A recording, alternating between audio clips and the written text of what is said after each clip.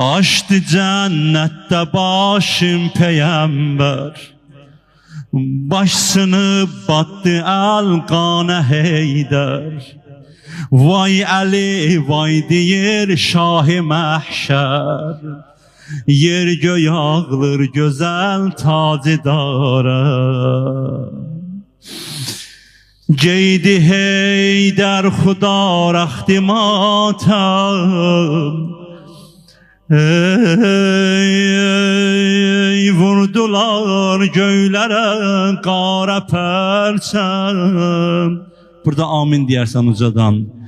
Vurdular göylərə qara pərçəm, başsını battı əlqanə Heydər.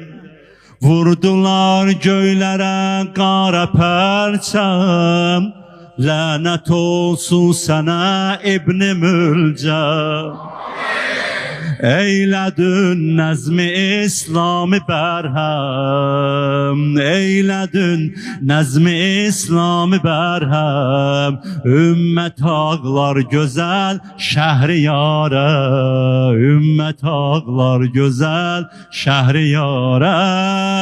Ya Ali, ya Ali, ya Ali can, ya Ali, ya Ali, ya Ali can.